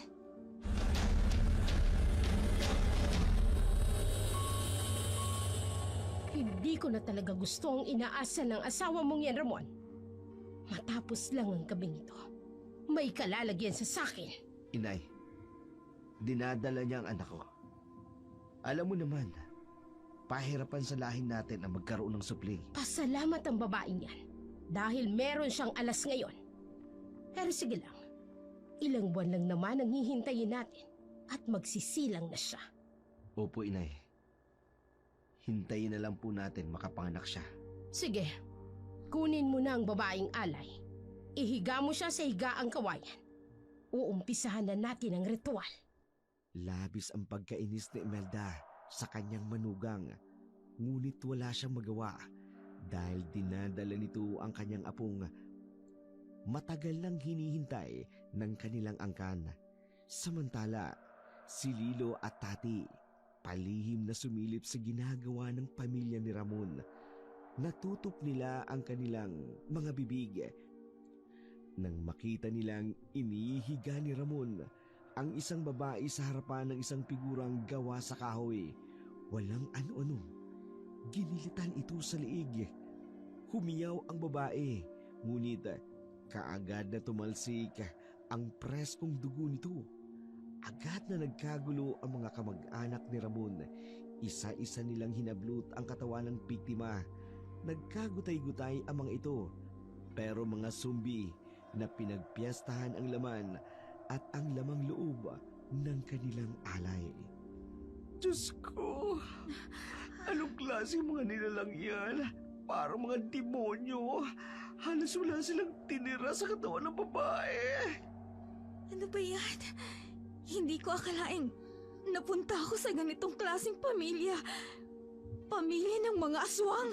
Kailangan na natin kumilos bago pa nila gawin sa atin ang ginawa nila sa babae. Oo, Tati. Halika. Habang abala sila sa pagkain ng laman ng babae, tatakas na tayo. Oo, madam, tara na. Oo, pero bago yan, may gagawin muna tayo. Mabilis na tumalima ang dalawa at nagtungo sa kusina. Binuksan nila ang lahat ng stove upang sumingaw ang gasa bago sila lumiko patungo sa likod ng bahay. Doon nila naisipang dumaan upang tumakas. Samantala, nagkakasiyahan ang pamilya ni Ramon at ang mga kamag-anak niyang aswang. Muling kinausap siya ng kanyang ina upang kunin si Tati dahil hindi sapat ang karni ng tao na kanilang inihanda. Muling bumalik si Ramon sa silid ni Tati upang kumbinsin itong sumama sa kanya. Ngunit Labis ang pagtataka niya nang hindi niya maabutan si Tati at Lilo. Naramdaman niya ang kaba. Agad siyang nagtungo sa silid nilang mag-asawa. Ngunit wala na sila roon. Pabalik na sana siya sa labas upang sabihin sa kanyang ina na nawawala si Tati at Lilo nang maamoy niyang may kakaibang amoy na parang gas. Kaagad siyang nagtungo sa kusina. Binuksan ang ilaw. Pagbukas ng ilaw, sumiklab ang apoy mula sa gas stove kasabay ng pagputok ng tangke ng gas. Ang mga kamag-anak niya sa labas ay nagulantang sa mga nangyari. Takbo, Tati! Narinig ko na ang pagsabog! Siguradong alam na nila na tumakas tayo! Sigurado, magiging amo ang bahay nila, madam! Mabuti naman! Wala na silang mapapakinabangan sa mga kahayupang ginawa nila. Bilisan mo patakbo, Tati! Madam. Diyos ko, napakalayo pa natin sa main road. Kakayanin mo ba ang baby mo? Huwag mo akong alalahan ni Tati. Ang mahalaga ay makalayo tayo dito. Ayun sila! Habulin nyo! Huwag niyong hayaang makataas! Diyos ko, madam, nakita nila tayo. Takbo, Tati! Bilisan mo! Kahit anong mangyari, huwag ka kuminto! Tumakbo ka lang!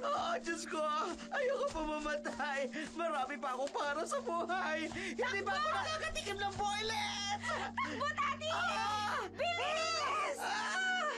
Mabilis na tumakbo ang dalawa. Ngunit mas mabilis ang mga aswang. Agad silang napalibutan ng mga ito. Nasaan yung aswang ang mga ito at may nakatatakot na itsura. Napakapit si Tati kay Lilo dahil sa takot. Wala silang dalang anumang pangontra maliban sa kustilyong hawak ni Lilo. Nasa ganung ayos sila nang dumating si Imelda kasama ang anak niyang si Ramon. Sinasabi ko na nga ba, magiging sakit ka ng ulo. Hayaan niyo na kaming makalis. Mahal, hindi ka pwedeng umalis. Asawa kita't magkakaanak na tayo. Tumahimik ka, Ramon! Nilinlang mo ako. Hindi ko akalaing galing ka sa angka ng mga demonyo. Hindi kita kaya tanggapin. Isa kang kasumpa-sumpang halimaw. Hindi mo ko pwedeng talikuran. Magkakaanak na tayo. Isisilang mo ang bata rito. Hindi tayo babalik ng Maynila. Hindi mo ako maaring diktahan. Lalo na ngayong alam ko na ang buo mong pagkatao. Sinunog mo ang bahay namin. Kaya ngayon, magbabayad ka. Buhay ng baklang yan ang kapalit! Diyos ko, madam, ayoko mamatay. Huwag niyo siyang gagalawin! Matapang ang babaeng ito, Ramon. Hindi tulad ng huli mong kasintahan na mahina. Madali lang natin siyang napatay. Anong sinasabi mo? Pinatay niyo si Hazel? Ang ex-girlfriend mo?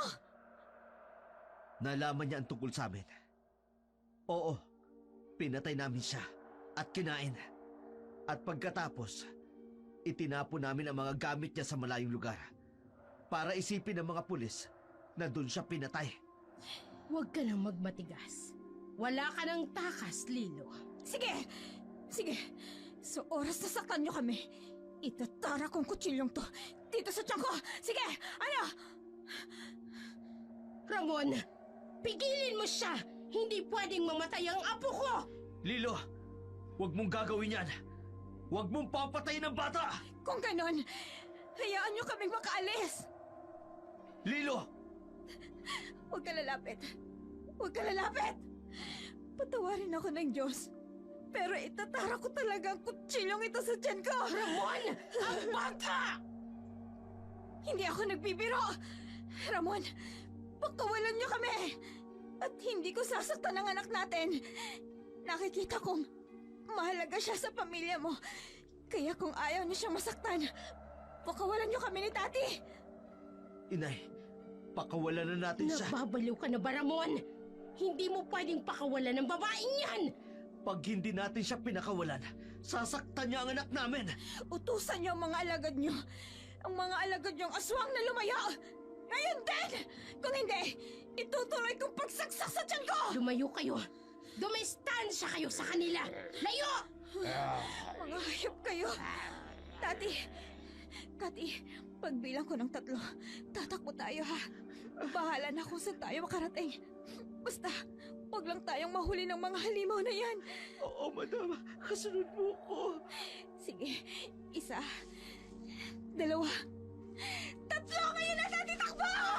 Takbo! Habulin niyo sila! Huwag niyo hayaang makatakas! Bilisan mo, Tati! Aray ko, madam! Aray natin paluka ko! Ang sakit! Tati! Tumayo ka, bilis! Tumayo ka na! Tiisin mo na ang sakit! Kailangan nating makatakas! Huwag niyo hayaang makatakas ang dalawang yan! Dakpin niyo sila! Madam! Napakasakit talaga! Bilisan mo! Dali! Kumapit ka sa akin ng mahigpit! Dali! Hindi kita pwedeng iwan dito! Tatakas tayo ng magkasama! Malapit na sila, madam! Bilisan mo kami! Malapit na sila! Magkahawak kamay na tumakbo sina Lilo at Tati habang hinahabol sila ng mga aswang. Ngunit determinado silang makatakas. Marami ang aswang na pilit na sumisindaka at humahabol sa kanila. Halos mapugto ang kanilang hininga nang walang humpay na pagtakbo. Nasa kalagitnaan sila ng farm nang biglang makarinig sila ng isang boses ng isang bata at tinatawag sila. Dito! Dito, bilis! Sumunod kayo sa akin! Sumunod tayo sa kanya, Tati! Pero madam, baka aswang din yan! Wala na tayong pagpipilian. Maabutan nila tayo. Wala tayong laban. Bilisan niyo! Maaabutan nila tayo kapag hindi niyo binilisan! Tarian, bilis, Tati! Kaya mo yan! Sumunod ang dalawa sa batang. Bigla na lang sumulpot mula sa kawalan. Dumating sila sa isang makipot na daan. Patuloy pa rin silang sinusundan ng mga aswang. Hindi tumitigil lamang ito hanggat hindi sila nadadakip. Samantala, patuloy ang pagtakbo ng 3 hanggang makalabas sila ng farm. Ngunit hindi sila tumigil sa pagtakbo at patuloy nilang sinundan ang bata. Bilis! Bilisan niyo! Pumasok kayo rito sa loob! Sino ka? Paano ka napunta sa lugar na yon? Anong ginawa mo para hindi tayo tuluyang masundan ng mga aswang? Ako si Sorsa. Apo ko ni Lola Iska. Yung nagtitinda ng binagol. Oo. Pero, paano ka napunta doon? Alam mo bang delikadong pumunta sa teritoryo ng mga aswang? Matagal ko na kayong minamanmanan. Hindi lang ako makahanap ng pagkakataon na makausap kayo. Dahil hindi kayo lumalabas ng bahay. Sorsa, Apo, ikaw na ba yan? Sino bang kausap mo? Ha? Kayo? Nabigla ang matanda. Nang makita si Lilo at Tati, nahapong-hapo, bakas ang pagod at takot. Agad na napatingin si Iska sa apo upang magtanong kung ano ang nangyari at kung bakit nandoon sa kanilang maliit na kubo ang 2 dayo. Tinulungan ko po sila, Lola. Hinahabol po sila ng pamilyang aswang. At muntik na po silang mahuli. Mabuti na lang at mabilis silang tumakbo. At nakarating ako sa tamang oras. Kung hindi, wala nang pag-asang matakasan nila mga aswang na tumutugi sa kanila. Apo, alam mong delikado. Mabuti na lang hindi ka nasaktan. May pangontra po ako, Lola. Saka hindi ako natatakot sa mga aswang. Kahit pa, Apo, pinag-alala mo ko. Sandali lamang po. Matanong ko lang. Ano ho ba talaga kayo? Bakit nagagawa ng apo nyo na hindi matakot sa mga aswang? Isa akong albularyo at si Sorsa ay tinuturoan ko rin upang maging magaling na albularyong katulad ko. Diyos ko, madam. Alam ko, sinusundan pa rin tayo ng aswang. Mamamatay na tayo. Hindi ko hahayaang mangyari yun, Tati. Mauna muna silang mamatay bago tayo. Paano ninyo natakasan ang pamilyang aswang? Wala akong nakikitang anumang pangontrang hawak ninyo. Tinakot ko po silang papatayin ko ang bata sa sinapupunan ko. Madam, hindi ko kinaya yung ginawa mo kanina. Magagawa mo pa talagang patayin ang baby mo? Siyempre hindi Tinakot ko lang sila. Wala na kasi akong naisip na ibang paraan. Napapalibutan na tayo. Mahal ko ang anak ko, Tati. Kahit ano pa ang ama niya. Hindi ikaw ang unang dinala niya rito. Ho? Maraming babae ang dinala niya rito. Ngunit ikaw lang ang bukod tanging nabuntis. Kaloka, madam. Ibig sabihin, hindi ikaw ang unang asawa ni Sir Ramon. Marami kayo. Ano ho bang ginawa nila sa mga nauna sa akin? May nakatakas ho ba? Ikinalulungkot ko, pero wala. Kilala ang pamilya ng asawa mo sa lugar na ito. Matagal nang alam ng baryong sikreto ng pamilyang yan. Pero, bakit hindi po sila kinukuyog ng mga tao?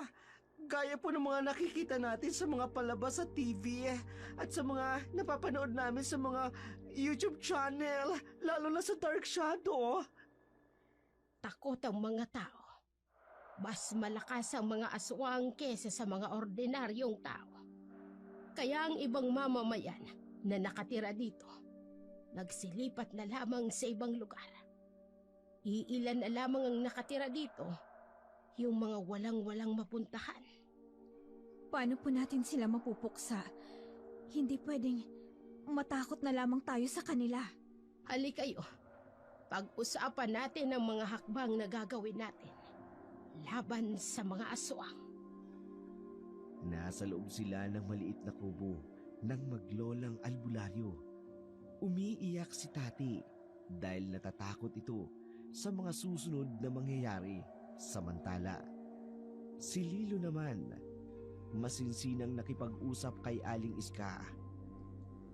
Nagpaturo kung ano ang kanilang magiging hakbang para makatakas sa pamilya ng kanyang asawa. Takot ho ba sila sa apoy? Oo, isang apoy sa kinatatakutan ng mga aswang.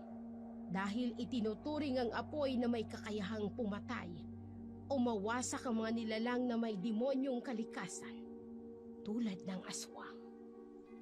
Kaya pala, nung sinunog namin ang bahay na bato, hindi nila naapula ang apoy at tuluyan itong kumalat. Hetong mga pangontra, alam kong anumang oras, susugod sila rito. Lalaban po kami. Eto ang buntot pagi at pana. Marunong ka bang gumamit ng pana? Binditado ang panang yan. Mainam na panlaban sa mga aswang. Ako ho, marunong. Sport ako, archery ako nung high school at college. Marunong ka sa pano. Mas mainam kapag nagkagipitan na, gamitin mo ang panang ito. At ikaw naman sa buntot pagi, tutulong kami sa inyo ni Sorsa. Lola, ang mga aswang, narito na sila. Napapalibutan na nila ang bahay natin. Ang tari ng mga aswang na yan ha. Madam, mukhang sinakyan pa ang Ford Bronco patungo rito. Ayaw maglakad. Ang tatamad ng mga aswang. Halos ako na ang nagbayad. Fully paid kung binayaran ng sasakyan na yan. Aling Iska, ano pong gagawin natin? Ihanda ninyong mga pangontra ninyo. Sigurado akong magpupumilit silang kunin kayo. Lalaban tayo. Hindi tayo magpapagapi sa mga aswang na yan. Lumabas na kayo dyan, Iska. Alam kong naririyan sa loob ang magaling kong manugang. Wala kang magagawa upang tulungan sila. Ibigay mo sila sa amin kung ayaw niyong masaktan kayo ng apo mo. Natatakot man, pilit itong nilabanan ni Lilo at Tati. Hawak-hawak nila ang kanilang pangontra laban sa mga mababangis na aswang sa labas ng bahay ni Aling Iska. Hindi akalain ni Lilo nakahantong sila sa ganong sitwasyon. Ang pinapangarap niyang isang buo at masayang pamilya nawasak lamang sa isang madilim na sekreto. Dahan-dahang lumabas ng kubo si Aling Iska. Sa gilid nito'y naroroon si Sorsha. Sumunod naman si Tati. Sa labas, bumungad sa kanila ang pamilya ng kanyang asawang si Ramon. Mabuti naman at lumabas na kayo. Akala nyo ba'y matatakasan nyo kami? Hindi lang ikaw ang unang babaeng pinatay ng anak ko. Magpasalamat ka. At ikaw lang ang bukod tanging nabuntis. Pero papatayin niyo rin ako sa oras na makapanganak ako, hindi ba? Ramon, tama ka nga. Matalino ang babaeng ito. Lilo, sumama ka sa amin. Magagawa kong iligtas ang buhay mo. Pwede ka maging aswang katulad namin. Hindi ka na namin kailangang patayin. Hindi ako magiging demonyong katulad niyo. Hindi na ako magpapalinlang sa'yo. Ginamit mo lang ako para magkaroon ng anak. At katulad ng ibang babaeng pinatay mo. Dahil hindi ka nila mabigyan ng anak. Pinapainit mo talagang ulo ko. Tama na ang kuda. Sugurin sila! Diyos ko, madam! Susuko na sila, madam! Ihanda ninyo ang inyong mga sarili. Papatayin nila tayo. Kailangan nating lumaban. May isa pang pasugod sa atin! Papalain kita! Katulad ni Cupido! Ayan! Sige! Sugod pa ang pangit! Lilo, ikaw ang punteriya nila. Kukunin ka nila. Ngunit kahit anong mangyari, hindi ka nila magagawang saktan dahil sa anak mo. Kahit anong mangyari, hindi nila ako makukuha, Aling Iska. Kahit ang anak ko pa. Heto ang bagay sa inyo, mga aswang. Kaya tanggapin niyo ang hagupit ng buntot pagi. Madam! Parang hindi sila naapektuhan! Wala na akong arrow! Ubus na ang arrow! Ubus na! Oh, Diyos ko. Anong gagawin namin? Parang hindi na sila na-apekto. Teka. Tama. Tamang ginawa ko kanina. Tati! Ang lighter! Bilis! Ha? Lighter! Yung binigay kong lighter sa'yo kanina! Nasaan? Bilis! Oo! Nga! Aladar na!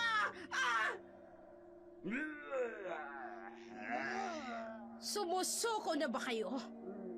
Akala nyo ba'y mapapatay nyo kami ng ganong kabilis gamit ang mga pangontrang yan? Hayaan nyo na silang makaalis. Iska, kahit anong mangyari, hindi namin hahayaang makawala ang dalawang yan. Lalo na't dinadala ng babaeng yan ang magtutuloy ng aming saling lahi.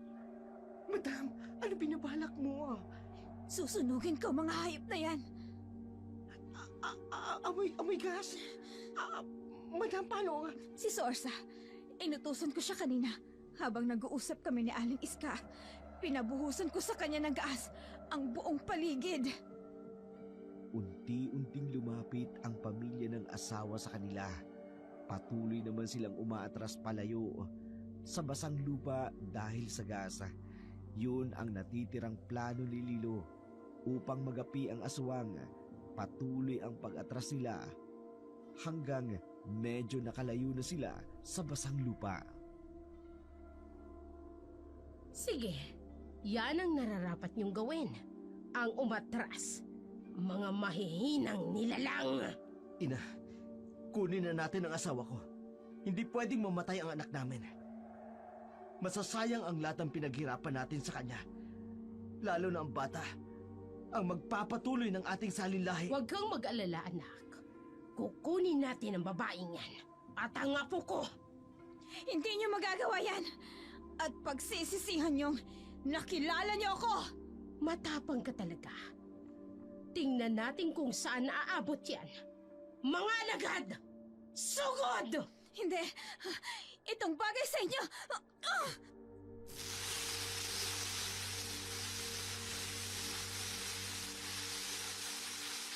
Hindi!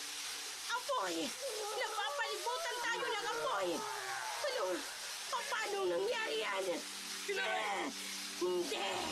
Magbabayad ka, Lilo! Masusunog tayo! Daddy, kumuha kayo ng karagdagang gas. Isabay natin sa kanila. Oo, madam. Itong bagay sa inyo. Matusta kayong lahat. Kayong lahat, mga pangit.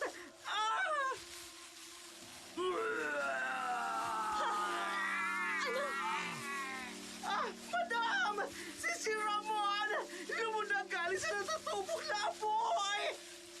Kung mamamatay rin lang naman ang buong angkan ko, isasama kita! Lilo! Bitawan mo ako. Pinagsisisihan ko kung bakit nakilala kita! Isang pagkakamali ang natuklasan mo ang sikreto ko ng aking pamilya!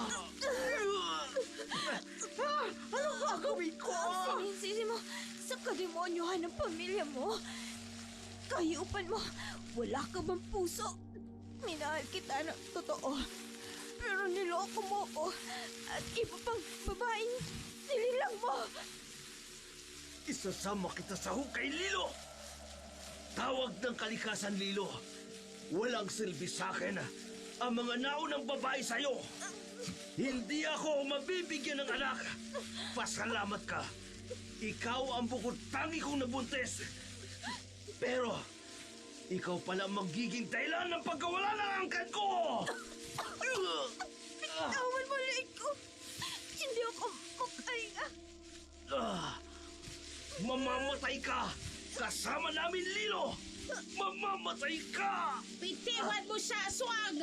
Tanggapin mo ang buntot paging ito!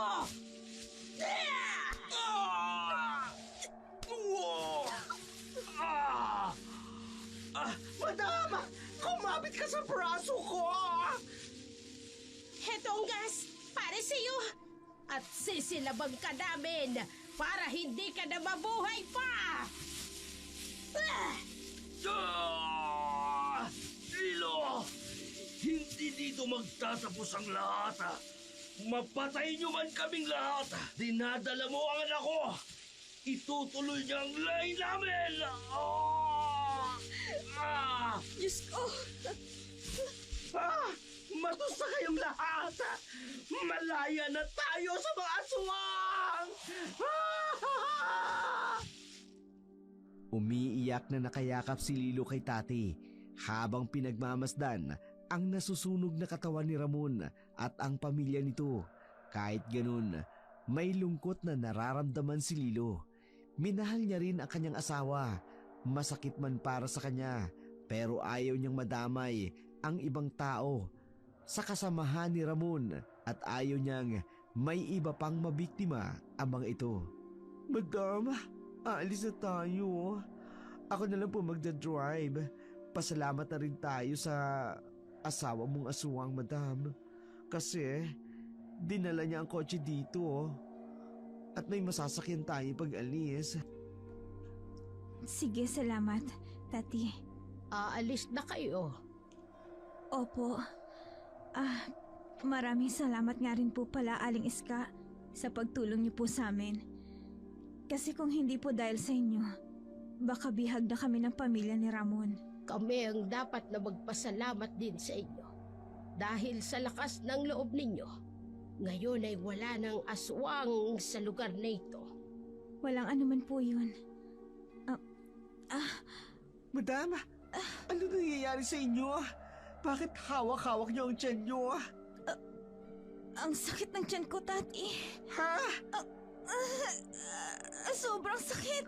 Baka manganganak ka na. Tati, ihiga mo siya sa katre. Titignan ko kung anong magagawa ko. Opo, alis ka. Dito, higa. Higa. Tulungan niyo ako. Higa. Namilipit sa sakit ng tiyan si Lilo habang taranta naman si Tati kung ano ang dapat gawin. Tiningnan naman ng matandang albularya kung ano ang magagawa upang matulungan si Lilo. Nang magising si Lilo, payapa na ang kanyang tiyan pero masakit pa rin ang buong katawan. Tati. Madam, Diyos ko, mabuti naman nagising ka na. Sobrang pag-aalala namin sa iyo. Tinugo ka. Akala ko nga mauubusan ka ng dugo eh. Ang anak ko, sabihin mo sa akin, naayos lang ang anak ko. Madam, kasi... Tati, sabihin mo, buhay ang anak ko. Nasa sinapupunan ko pa rin siya, hindi ba? Ikinalulungkot ko, Lilo. Pero wala nang bata. Nakunan ka.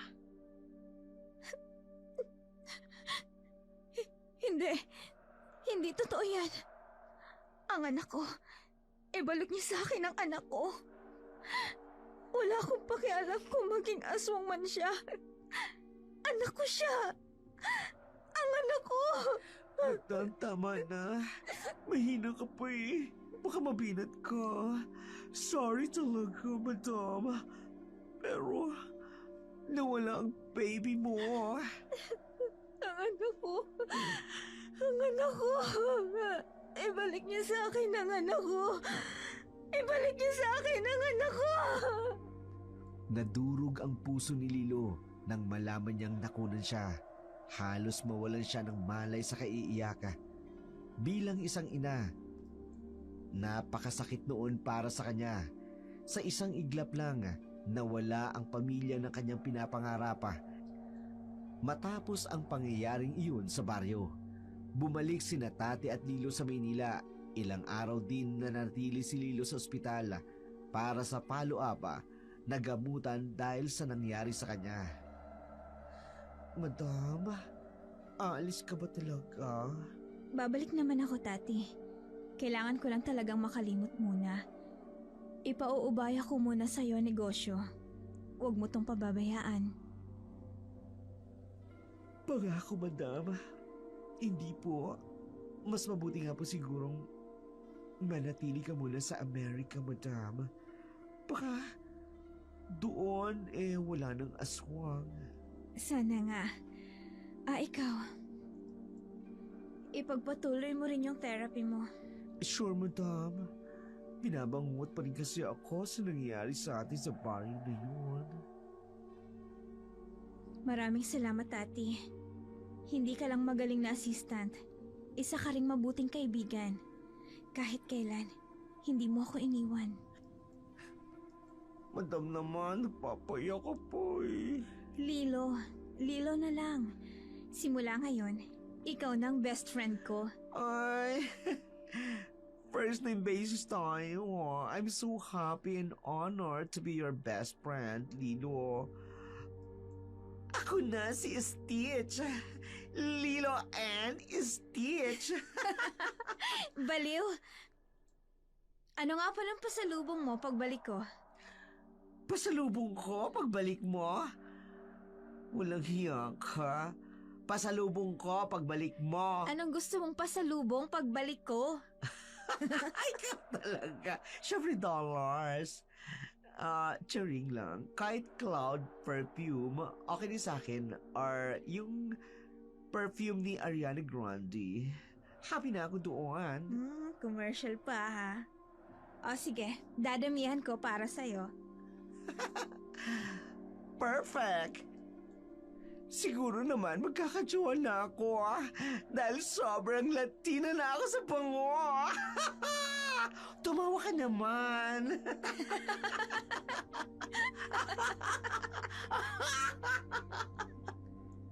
Nanatili ng ilang buwan sa Amerika si Lilo. Pilit niyang kinalilimutan ang trahedyang nangyari sa kanya.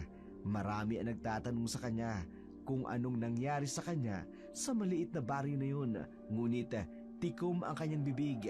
Walang nakakaalam bukod sa kanya at kay Tati tungkol sa tunay na nangyari.